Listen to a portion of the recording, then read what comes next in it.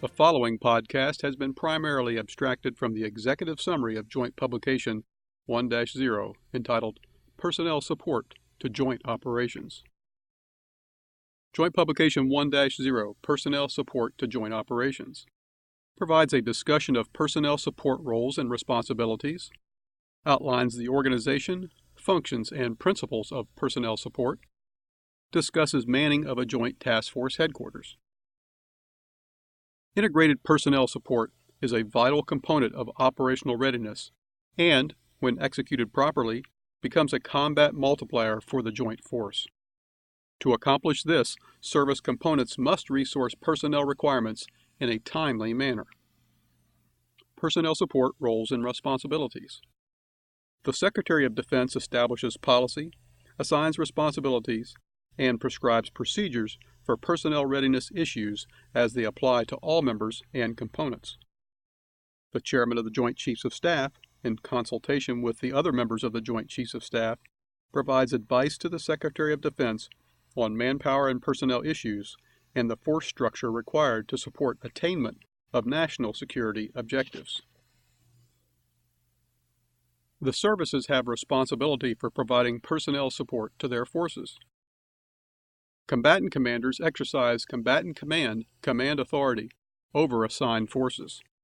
Service component commanders normally provide personnel support to service forces assigned to joint commands. Personnel support is critical to the success of any operation, and therefore cannot be left to chance or relegated to a minor role.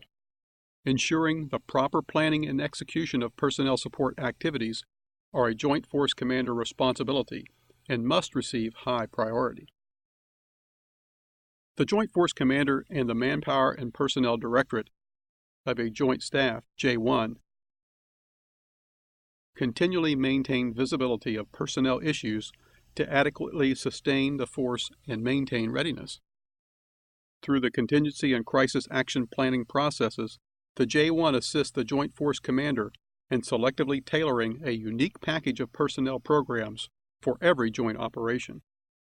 The J1 develops joint plans, policy, and guidance on manpower and personnel issues.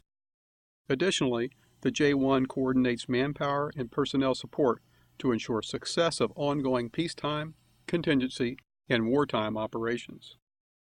The J1 is the principal staff agency for manpower and personnel support and is responsible for synchronizing the efforts of service components to optimize personnel support to the joint force.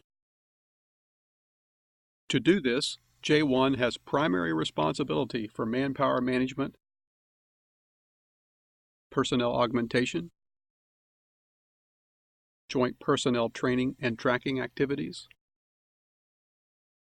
personnel accountability and strength reporting, rotation policies, civilian employees, pay and entitlements, postal operations,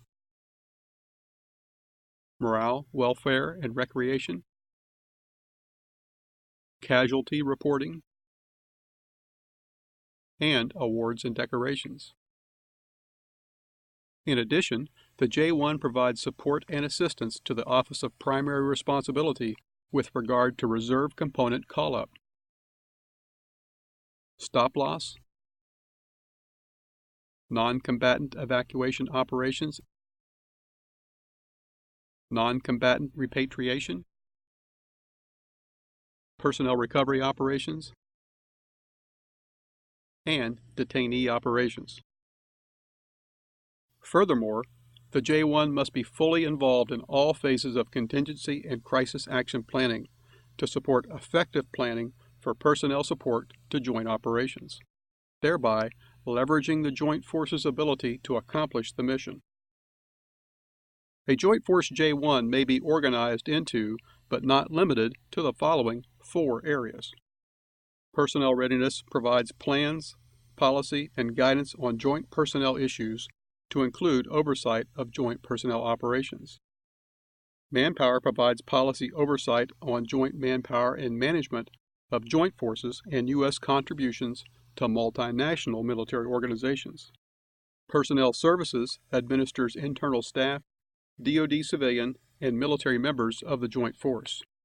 Directors Action Group reviews policies pertaining to the separation, retirement of military personnel, concurrent receipt, survivor benefits, veterans issues, assignment policy, force realignment and transformation, quality of life issues, compensation, and recruiting and retention.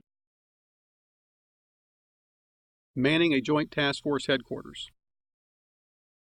A Joint Task Force Headquarters can be established by designating a service component or any suitable subordinate unit headquarters to serve as a Joint Task Force Headquarters. By forming the Joint Task Force Headquarters entirely from the Combatant Command Staff, or by combining the assets from the Combatant Command Staff with those of the service component. Every effort should be made to fill Joint Task Force augmentation requirements from the Combatant Command resources. The Standing Joint Force Headquarters core element is a full-time joint command and control element within the Combatant Command Staff, which can be employed with three options. First, the Standing Joint Force Headquarters core element can form the core of a Joint Task Force Headquarters. Another option is to augment a service component headquarters with the Standing Joint Force Headquarters core element. And finally, the Standing Joint Force Headquarters core element can support the Combatant Command Headquarters. A key factor to effectively transition a single service organization from its routine service-related missions to that of a Joint Task Force Headquarters is creating a joint manning document for contingency operations that will define the organization and provide the basis for tasking the individual augmentee requirements.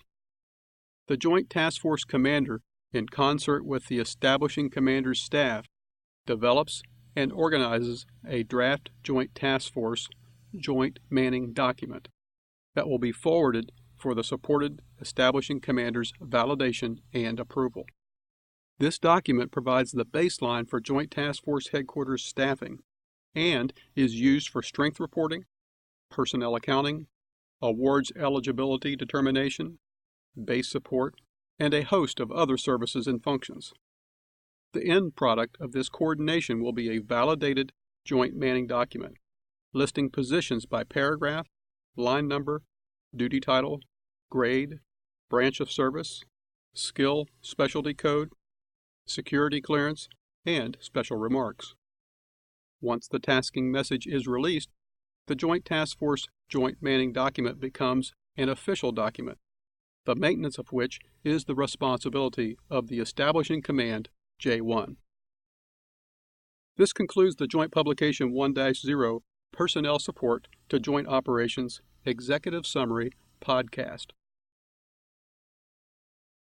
For more information on this or other Joint Doctrine publications, refer to the Joint Electronic Library at www.dtech.mil/doctrine. U.S. military professionals may access the primary authoritative source of Joint Doctrine, education, training, and related information on the Joint Doctrine, Education, and Training Electronic Information System portal at https://jadis.js.mil.